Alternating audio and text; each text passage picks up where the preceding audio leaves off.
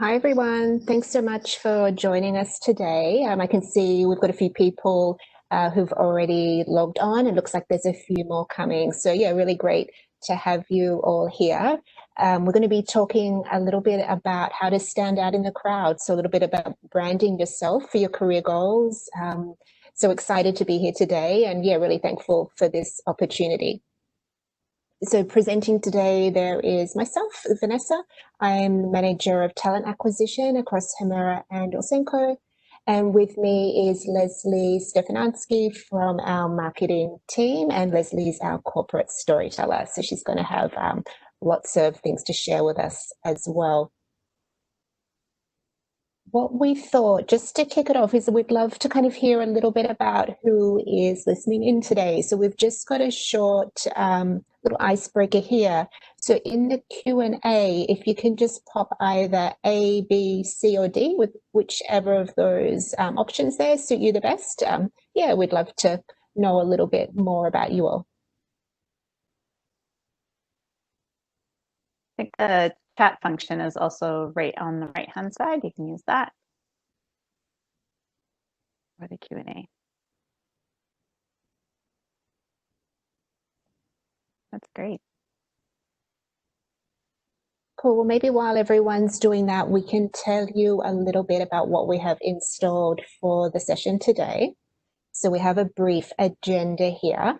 To start with, I'll chat a little bit more about resumes, cover letters, sort of talk through some tips and tricks on how to best format those. Leslie will then speak a little bit more about LinkedIn and using that to create your personal brand. And then we'll tackle together some of those interview questions that may come up. And, you know, anytime during the presentation, feel free to use the chat function to ask your questions. Happy to take those and we'll do our best to answer them. And we'll be keeping it fairly sort of conversational throughout. So hope you enjoy. Does it look like everyone's had a chance to respond? Who have we got in the audience today? Are able to see, Leslie? I don't know if I have the right format. There are a couple of C's, a couple of A's, B's, all over the place. So okay, all right, great. Yeah. So we've got a bit of a mix. Okay, yeah. Perfect. Yeah, it's good. All right. So I guess we'll start then with the first item, which was talking more about resumes and cover letters. And, you know, when you're applying for a role, it is a pretty competitive market at the moment. I can put up a job posting, you know, particularly if you are more junior in your career. Some of these roles, I can have like 200 applications within a few days. Like, it's amazing how many people are out there applying. And, you know, you may be thinking, well, what can I do to stand out so I'm not just another application that comes through? So I'll speak a little bit about what you can do with your resume, your cover letter, so it's more appealing to somebody who's going to be looking at that. And it really, a lot of it just boils down to preparation, like doing some research and how you format your resume, you know, especially for people recently graduating. You may be competing against other people with similar experience. You may all be recent grads, have done similar courses at university, have done sort of co-op terms. So what can you do to stand out from that crowd? So resume presentation is super important. A little bit later on in the presentation, we'll have a sort of takeaway slide where you'll be able to find reference to a couple of websites that I like that provide templates that you can use. But you want your resume to be well presented. Ideally, just 1 or 2 pages for someone, a young professional, potentially up to maybe 3, max 4, I would say, for someone further along in your career. And, you know, sometimes people ask, well, what should I include? What shouldn't I include? What do you need to see? And we see a lot of things, but really all you need is your name, email address, phone number. That's pretty much all the basic details you need to provide. You could put your city if you like. That could be helpful. Like, I'd put maybe Vancouver, but you don't actually have to list out your full street address. We definitely don't need to know your date of birth, your marital status, spouses' names, ages, children. None of that stuff needs to go in the resume. And photos, sometimes people will ask, like, do you like a photo? Really, that one is preference. You don't have to include a photo in your resume, but if you do, just make sure it is a professional looking headshot, not a selfie where you've cropped yourself off with the other person you had your arm around, kind of thing, which we see sometimes. So just really keep it sharp, open it with just the basic details. Your name, as I've mentioned, email, phone number is plenty. And then it's nice to open it with a little summary of yourself. Maybe you just highlight some of your key skills, or this is where you can show a little bit of yourself, put what you're interested in, maybe include a few hobbies. I mean, we see so many resumes. It's nice to see something that lets your personality show a little in that opening line. So I'd encourage you to do that. And, I'll share the resources with you later to give you some ideas of what we mean. But just open with that. And then I imagine what you would do is you'll have like a general resume sort of template. So you're going to have a standard resume where you've listed your education, your work experience. And then as you're applying for jobs, you're going to want to target it for the particular job. So I'd encourage you to have your resume saved, like just with your name, just have a Word document. So mine would be Vanessa LeBleu, for example, resume. Then whenever I'm applying for a job, I would save it as a new version. So I would have Vanessa LeBleu Hemera application or Senko application. That way you can keep organized, and then you can just tweak it to suit the job you're applying for. So have a look at the job, like have a good read of what's been asked for in the job description, get familiar with the company, what type of projects they're involved in, and then try to really match what you've done that really best suits what this position's looking for. So possibly on your sort of standard resume template, you've got something listed lower down that's really important in this job. Shift that up, like move that to the top, let that piece of your information stand out. So I would spend some time really targeting what you're putting in your resume to be matching the role from what you've done in your research. This will really help you stand out because we're going to be looking for people who best match what the role requirements are.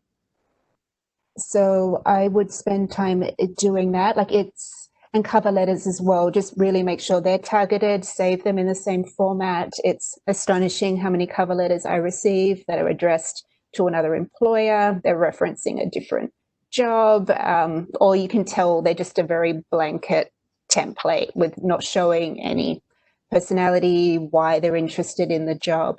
At the end of the day, it's really your enthusiasm. We want to hire people who are interested genuinely in this opportunity. They're not just looking for any old job. So that's what you can speak to in your cover letter.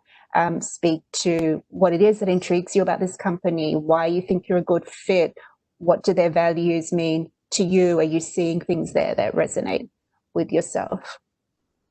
So I think that's a little bit of what you can do just to stand out from the crowd when you are applying for a position. I'll just see maybe if anyone's got questions, feel free to use the function. I can see there's some chat, but I'm not quite sure. There's no questions that have come in particularly to resumes at the moment, but you're more than welcome to put some in if you have any questions that pertain to that, and Vanessa can jump in at any point. I would say, like, you as a talent acquisition and someone who is applying, I think something that might help someone stand out is that if you can tell that they've taken time to make your job easier as well. So like you said, renaming their document so it's their name, resume, it's going to be much easier for you to say, okay, this person, I can find them after I've downloaded the 200 resumes that have been sent to me quite easily and forward them off to the hiring manager. So I feel like that's probably something that that's a good takeaway.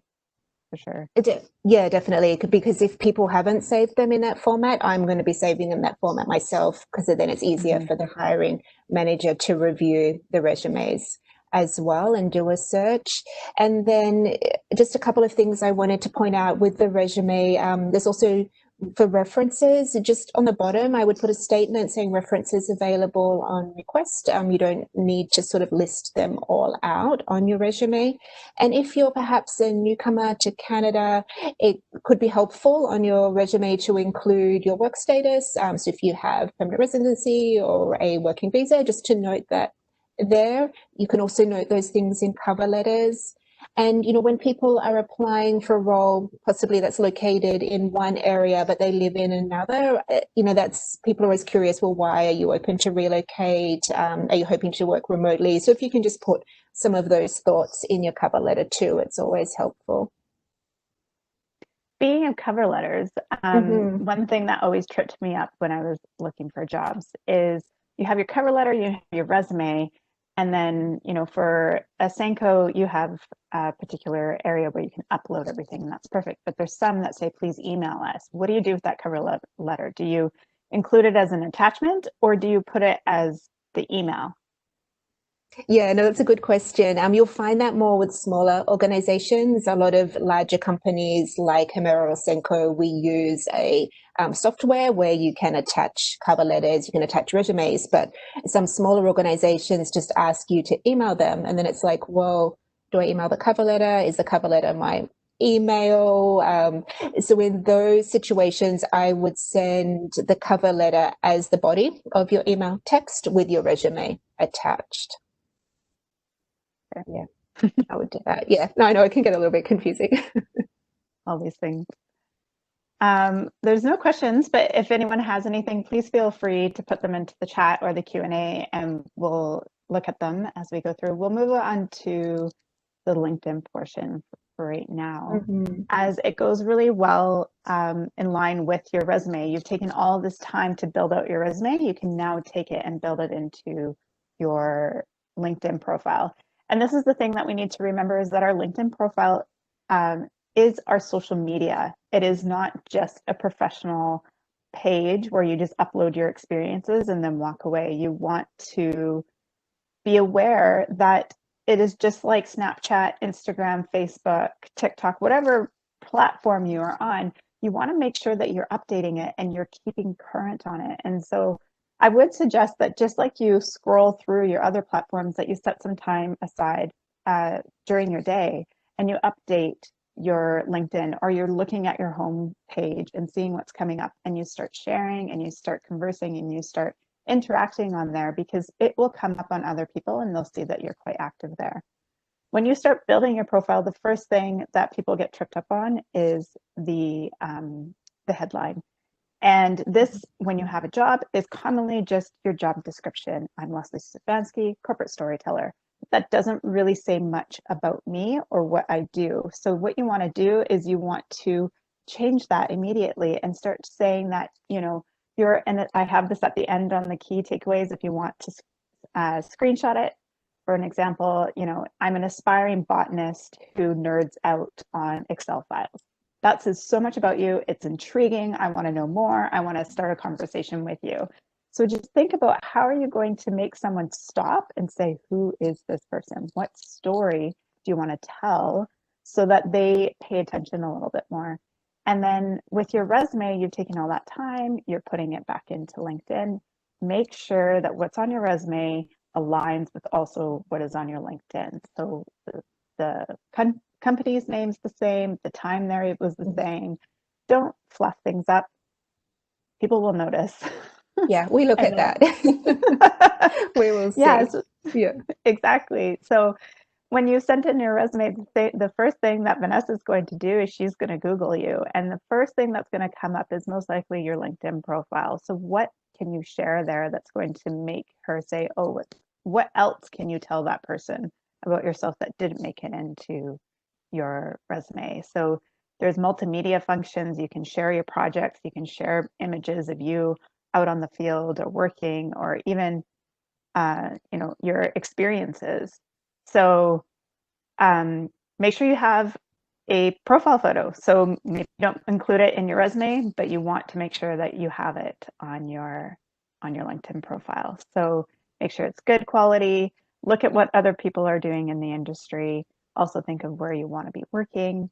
And it doesn't need to be a professional headshot taken in a portrait studio. It can easily just be a selfie of you hiking, because if you're wanting to apply to Hemera, we all love the outdoors and it's really going to connect. Also take advantage of the background image as well. You get to share more of who you are in your story there as well. So you can share, the fact that you love traveling, or maybe you love cooking, or maybe you really love dogs. Like, use that to show your personality. And then the same in the summary, you can have a lot of fun there. You can make it very professional and all of the passions and organizational skills that you have, but you can also show your personality there as well. And that, you can just share, like I said, you really love dogs. You can share, like, I could tell you all the different breeds of dogs. I don't know. I'm not a dog person, so that was probably not a very good example. And that probably says so much about me, because I just said I'm not a dog person. So I couldn't jump in and save you because I don't know about dogs either. So it's so good. So there we go. The other thing is, when you're creating your resume, you do, like Vanessa said, is that you include your phone number and your email. You can make it much easier for Vanessa to find you, and include your custom URL from LinkedIn. So you can go into your profile and create that. And so instead of having a whole bunch of linkedin.com and then numbers and letters behind, you can have it as linkedin.com/ and mine is Leslie Stefanski. And it makes it very easy. It looks very professional when I include it on a resume. It's just, I've taken that extra step and I'm polishing everything and making sure that it looks good. Just trying to think of anything else. I know I've had people, Leslie, kind of ask, like, when they're tailoring their resume and then having their LinkedIn profile, like, do those need to exactly match? Because sometimes you maybe shape your application a little bit more for a specific job, and that's totally fine. People understand that, but it's really having the key facts need to align. So, like, the dates of employment, the company you worked for, those are the discrepancies we're going to notice. If your job duties have been slightly altered, that's, it's understandable. So I wouldn't worry about that too much, but making sure your education, where you've worked, when you've worked there, that those things all match. Yeah, no, I completely agree. And the other thing that you can do is you can look at the jobs that you're wanting to apply for and see what they're using in their job description, and then take that and see how you can fit that into your experience, so that it comes up in the keywords when recruiters are looking for people, that you'll have that already embedded in there. And again, you just want to make it easier for people to find you. That's all you're doing. And the easier you make it, the more interested that person is going to be in you, because they said, I didn't have to do much digging. You're right there. You have everything together. And then the other thing I would say is, we talked about resumes and making sure that they're named properly, is that when you do get that callback, bring up your resume and make sure your LinkedIn is open, because they will most likely reference those things. And looking for a job is exhausting. You're applying for so many per day. It can be very easy to forget who you applied to and what you applied for. And that the moment that you have that renamed, you can bring that back up quite easily and know, okay, I did this, this is what I said, and you can reference it. And that is just people will notice that you've taken that extra step. Yeah, I'll notice that straight away. I know exactly when I'm talking to somebody if they have no clue what we're talking about or what job it is they've applied. So if you have used that naming convention to save your documents, it'll make it so much easier for you. And I find these days most recruiters will, reach out over email or text, depending what technology they're using, to set up a time for the phone call. So there's not really an excuse not to be prepared. It's sort of unusual these days that somebody would just call without having that time pre-scheduled with you. Yeah. So you do have the opportunity to make sure you're prepared, and it's just going to give you that much extra confidence as well, because you will feel that you can talk to it. And like I said, LinkedIn is a social media platform. So make sure you are updating your status. Let people know what you're doing. Share content, share things that are relevant to you and the industry you want to go into, and also interesting to you as a person. Share your personality on there. And the more things that you share, the more times you will come up and the more interest people will have in you. And then the last thing is, I think Vanessa said it, is just be enthusiastic. I understand how draining it can be to look for a job, and it's emotionally taxing when you're very excited about something and maybe you don't hear back. It's just show your enthusiasm through your profile, show your enthusiasm with your resume, and then of course that's going to transfer over into the interview process, which actually is our next topic, but it's just going to make you happy and confident. Yeah. Oh, gee, it looks like we've got some questions that are coming through. So I can see one here. Do you have any tips for a recent graduate who has no professional experience before in Canada? That's a great question there. What I would suggest people do is, if you don't have professional work experience, maybe you have some volunteer experience, or you've been getting involved with different groups here, I would definitely mention those in your resume. I mean, include previous experience as well from outside the country that's relevant to your role. And look forward, there's different places you can connect. You can even ring up, like if you're doing your research and you found a couple of organizations that you think, oh, I'd love to work there, and they seem to align with my values and have the type of career paths that I'm interested in, you can always check on LinkedIn if you're connected with someone or have a connection that knows someone to make an introduction. Or you can call the organization, ask to speak to someone from the HR department, and just see if it's possible to have an informational interview. This is something that we do and are quite happy to do, like meet with people and just spend a little bit of time explaining a little bit more about what we do, finding out what you're interested in. We can share any advice, and it's just an opportunity sort of to network and start to meet people. There's also the Immigration of BC Employment Services. Actually, I'll add their website later, but they have some really good resources and have mentor connect type opportunities where you can connect with different professionals in like a mentor type setting as well. And we also had one that came in that says, any advice on personal branding for someone who is already employed? And I love that because that's where I sit. And I would just say it's a social media platform. So be on it with the intention of building your personal brand. So start following groups that are interesting to you. And this can be anywhere from just your personal interests and also the career that you want to grow into. And share that content. Don't just like something, share it on your profile. Put a little something of why that attracted you to it. And also update your status, share images, share you at work, and share that, Vanessa and I, we said, hey, we're on this webinar. We've never done anything like this before, but it was very exciting to say, look, that we're doing this, and come hang out with us for a little bit. Yeah, I would just say is just start interacting as you would on any other social media platform, and just maybe once a week go in and have a look. Start there. It doesn't have to be big. You don't have to spend every single day there if you're already employed, but just start looking at what other companies are doing, what they're sharing, and maybe you might want to share that stuff as well. Or what are they talking about that you can also have a conversation in as well to become an expert. Yeah, definitely. No, I think that's great, Leslie. Like, it's not the expectation that you need to be the author and creating all of these articles, but you can definitely start just by, sharing a piece that's interesting to you, liking other people's comments, following different organizations or influencers that are of interest to you, and sort of learning what they're doing and maybe getting ideas of what you could build into your profile as well. Yeah. There was one in regards to algorithms.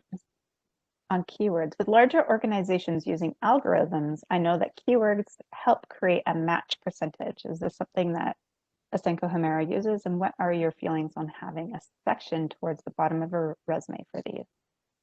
Yeah, I'll no, let you take that one. yeah, for sure. No, it's a good question.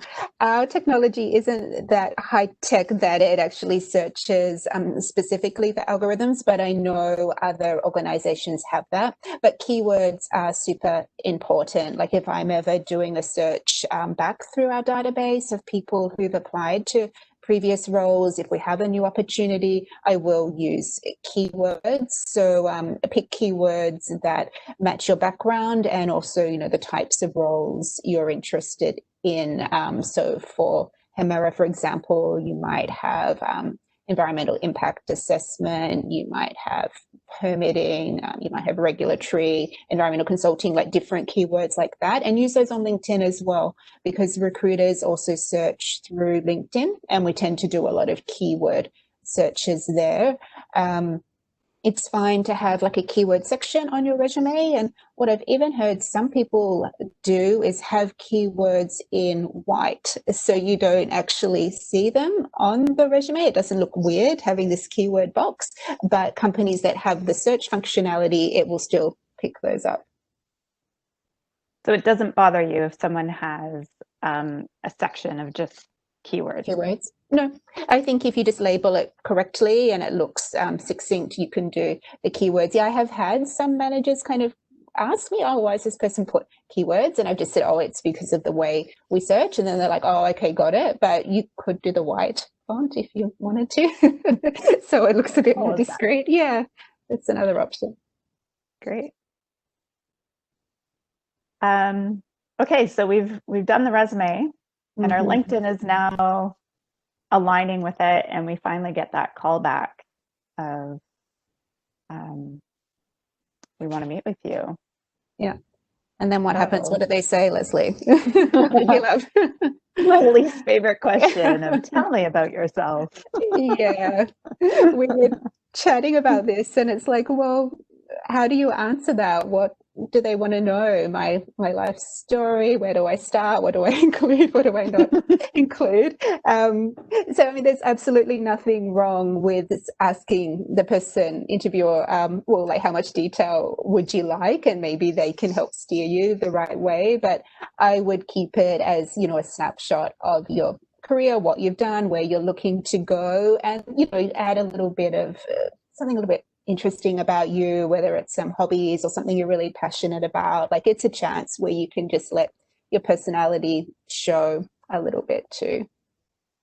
Yeah, that one always trips me up. Yeah.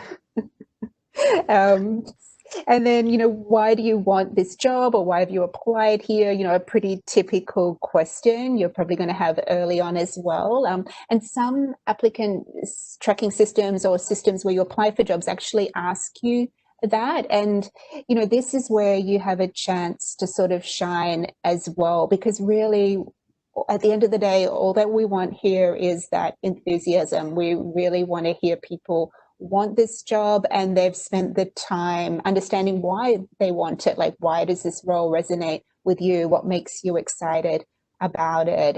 Why do you think it'll be a good fit for what you've done or where you'd like to go in your career? Is it something the company's doing that you think's amazing and you really want to be part of that? Like, it's just a chance for you to show why you genuinely are interested in this opportunity, I guess, rather than just any old job. That's kind of not what we want to hear. Or what was this job again, if you haven't prepared properly.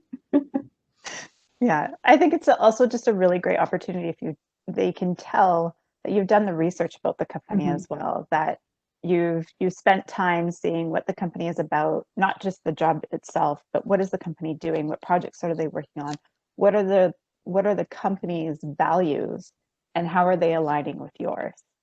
Because that's ultimately you are then integrating yourself into that culture, and they're going to make sure, hey, is this person going to work really well with the team that we already have?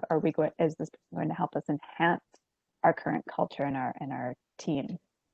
And that's where that question comes in handy, I think, as well, just to suss you out.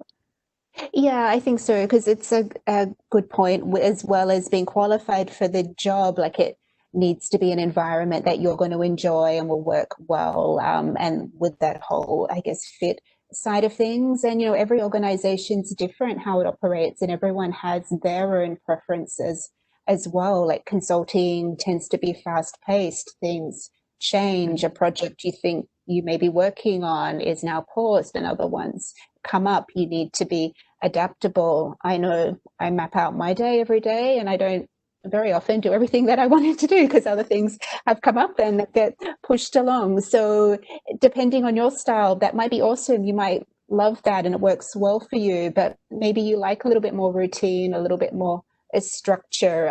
So, those types of things are important, that it's going to work both ways for people. And interviews now are really about giving both sides a chance to see, does this make sense? Is it mutually beneficial for both people? Is it what we're both looking for?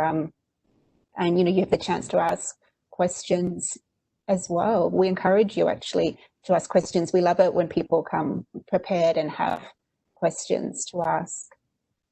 Well, I think that actually goes really well because someone asked towards the end what kind of questions are appropriate to ask at the end of an interview. And I think this is your opportunity to interview the person on the other side. This is your time to say just all the same questions that they've asked you of, tell me about yourself. You get to say, tell me about you. Who are you as a person? Who am I going to be working with? What's the team like? What's the team dynamics? One of the questions that was asked when I got hired at Hemera was, how do you handle stress? My answer was, I eat popcorn, because that's how I handle it. And it was just a very honest answer. But you can ask those type of questions. How does this person handle stress? Because it's your opportunity to be interviewing them, to make sure that you're going to be excited to wake up every morning and go to work as well. That's my personal opinion. Yeah, no, I think that's great. No, it's your chance to ask questions. And if you're not sure what to ask, you can always just ask people, what do they enjoy the most about working at the company, and how would they comment on the culture? If you're kind of stuck, I mean, those are kind of just sort of good basic questions that you can ask, because I know sometimes you get nervous and you think, oh, I should have asked this or that, and you forgot. So, those are always just sort of good backups to have up your sleeve. Mm-hmm. Yeah. And, sometimes it is later in the conversation when maybe some of that initial formality has kind of, stepped aside, that you do really get to have more of that meaningful and connection conversation with somebody too. Yeah. Just wondering, maybe I should look at the chat to see if anyone's put questions, or if they're curious about any type of interview question that they may have been asked as well. There's a few. I think I've stayed on top of most of them. But if anyone has any questions about anything that we've discussed today, feel free to pop it in.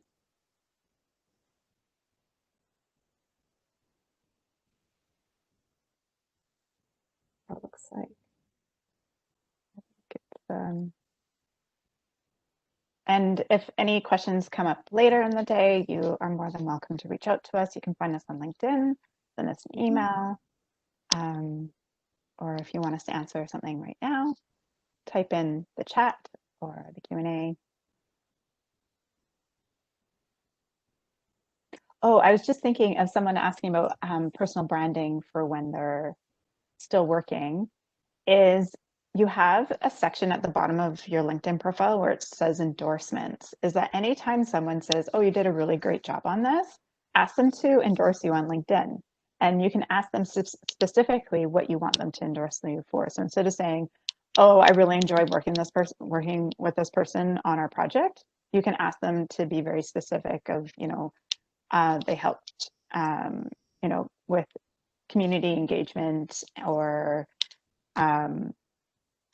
sorry, it just all went out of my head as I started talking. But you can ask people to be specific in the endorsements that you're asking for, instead of just keeping that email tucked away in the happy folder when you're having a bad day. You can open your LinkedIn. And with LinkedIn as well, if you're already working, like there's different options. Like since COVID, LinkedIn gave more options for people to sort of promote that they're actively looking for work. So that's something that's public and everybody could see that. But there's also another option where it's more discreet. You might have seen it. It's like let recruiters know I'm open. So this doesn't appear in your public profile, but if companies have the LinkedIn recruiter product and recruiters are doing searches through that part of LinkedIn, they can see that information there that you're open to work, which isn't available to the general public. And LinkedIn also have technology in there. So if your HR team within your company are doing searches, you can't see people within your own organization. So you don't need to worry about that privacy. It's just for other companies. They can see that information as well. Vanessa, this question I think is for you. Would it be a good idea to send a resume even though the role you wanted to apply for is not posted? Yes, you definitely can. You can send it in with just, and I would just attach like a cover letter in that situation saying, look, you don't actually have something that's I'm suitable for, but I'd really love to work with you. Can you keep my resume if there's future opportunities? Perhaps you could use that to ask for an informational type meeting. So yes, you can definitely do that. Yeah, I was just thinking that's a great way in to say, hey, I'm interested in this position. Can you set me up for an informational interview?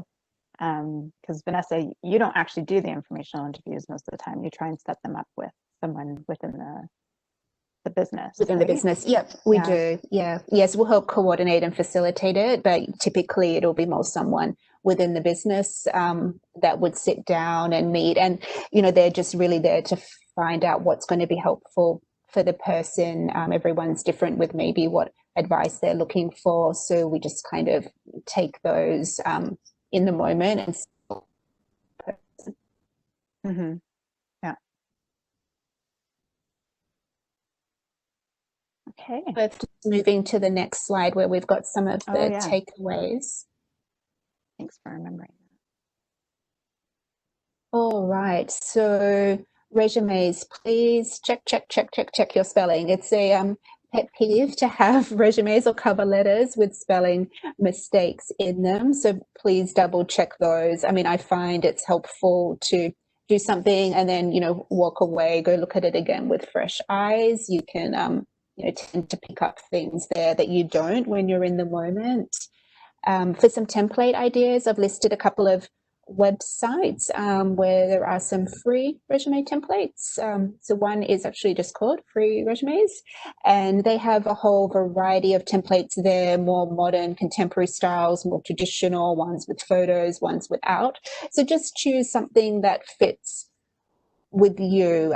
We've been speaking a lot about having an opportunity to show your personality through what you choose to include in your cover letter, your resume, your LinkedIn, but just make sure it is, really genuine, because otherwise, that is going to come up later in a conversation if you've described yourself a certain way and then in conversation you present differently. So just make sure everything's really authentic.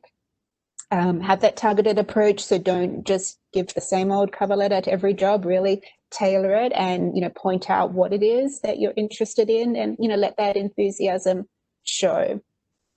The other things I've mentioned, if your work status, you want to make a note of that, please include that. If you're willing to relocate, that's helpful to know. And funding. Some people may be aware there are different organizations out there. Hemera quite often works with Eco Canada, who provide funding for hiring recent graduates, young professionals. And some people do actually get pre-approved for this funding, and that's really helpful to know. So if you have any funding that you're pre-approved for, please do include that in your cover letter as well. Someone has come in with a question. With the LinkedIn, I highly just recommend screenshot this, take a picture, and keep it for reference. But someone said, from a recruiter's perspective, does a job seeker with a premium LinkedIn service offer any additional insights to you?